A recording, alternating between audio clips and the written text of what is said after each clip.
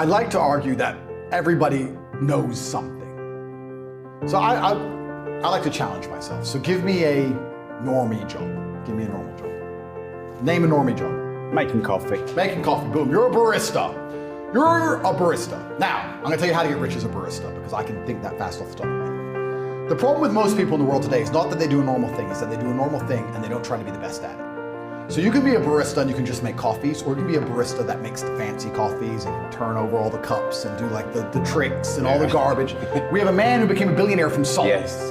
From salt. You can all put salt on, he did it the best. Bam. So the first thing you need to do is get very good at making coffees. That's the first thing you need to do. Be able to do it in a fancy way. Then you need to solicit attention. When you can make coffees in a fancy way, you can hire a videographer, you can then begin to make fancy coffees in a fancy way, and you can make it look good with a finalized product, and you can get a nice video made that's well cut with some fancy music. You can begin to put them on Instagram and solicit people to watch your Instagram page. Now you have attention. How do you then turn that attention into money after you began to show your fancy coffees? Well, you could, let's say, put together a course or an academy or write a book on the magic of coffee or the secrets of coffee.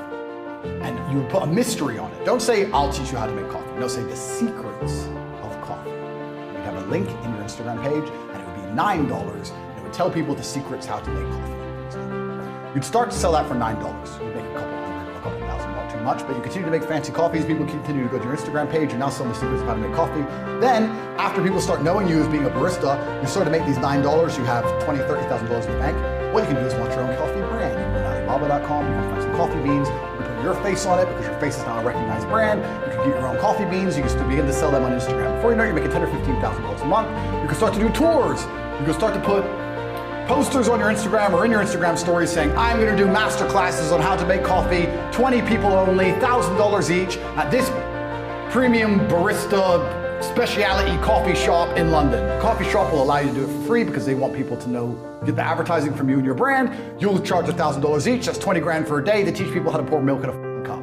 Boom, you've got a coffee brand, you've got an online school, you're doing seminars, you were a nobody, you worked in Starbucks, you were a loser, you put in a little bit of effort, now you drive a Ferrari. Done. By extension, anyone who does not drive a Ferrari is a lazy idiot. It is that easy to get rich in the world today if you actually try. Instead, you'll go to work every day, make the coffees, go home, off. Some people are so lazy that they will work every day instead of get rich. And they think because they're working every day that they're not lazy. I'll argue you're exceptionally lazy because you're so lazy that instead of trying and thinking outside of the box, you now have to enslave yourself for eternity. That's how lazy you are. Nothing lazier than a man with a 9 to 5, because he ain't trying. The hole in the ceiling. This won't work forever, but it will work. Everything I just told you about that could work for an electrician. See? Teach people how to wire them. Make some money from try. You ask, how can people make money? Well, let's go deeper down the rabbit hole. Let's imagine every barista who watches this now tries my idea. The winner is going to be one, the person who makes the most beautiful coffee, the person who makes the most beautiful videos, the person who works the longest, tries the hardest, makes the most videos, who makes his $9 Secrets of Coffee book that he sells on Amazon the best book, who gives the most value in his master class, who gets the best coffee beans for his coffee book. Then it comes down to hard work. People say work smart, not hard. Disagree. Work smart and hard. Because lots of people are working smart. If you have 5 people working smart and the one who works hardest, he's going to win. I work smart and hard. So there's no avoiding the hard work. This idea that you can work smart and not hard, I don't buy that. I believe you're going to have to work hard. You have to work on the right thing and work smart first. If you don't work smart, you're not on the starting line. So working smart puts you on the starting line. Then you got to work hard to win the race. So then, for all the baristas who have watched this, who've decided to take that idea, which I've given you for free, welcome. The one of you that works hardest is going to be the one that makes money. If you watch any superhero movie, bad things happen to you. Then he becomes a superhero. Every time.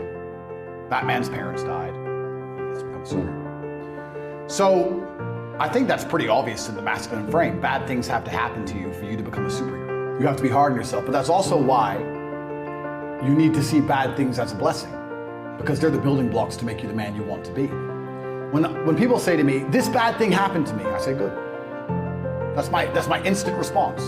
This girl left me. Good. I lost all my money. Good. What do you mean good? Good. This is your chance to take all of that negative emotion, all of those building blocks, and turn yourself into a man that prevents these bad things happening to them ever again. Now, of course, you have to have the agency to do that. You're right. If you're going to be broken by it, then you're going to fail. But bad things are certainly a blessing. I believe that's how God teaches. I would actually argue that men only learn through pain. I think we only learn that way. I don't think men know how to learn the easy way. I can speak for myself.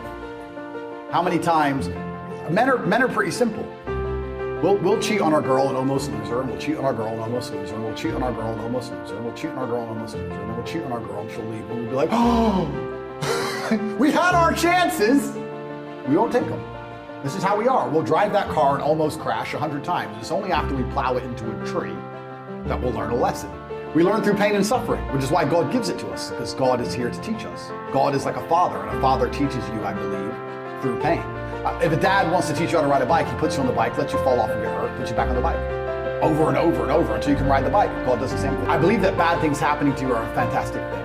I believe you need to be strong enough to deal with them and then articulate them. I do find it amazing that a lot of people can't speak. I find that truly amazing. If you don't have the ability to project your thoughts to other people, I don't know how you're going to be successful in life. The reason I refuse to learn another language is because I haven't learned English. There's words I don't know. And English is the most profitable language. English. If I want to spend time learning a language, I'll read the English dictionary. I'm not going to learn another language and start stuttering like a dummy. But there are people who've been speaking English their entire life and they can't even speak it.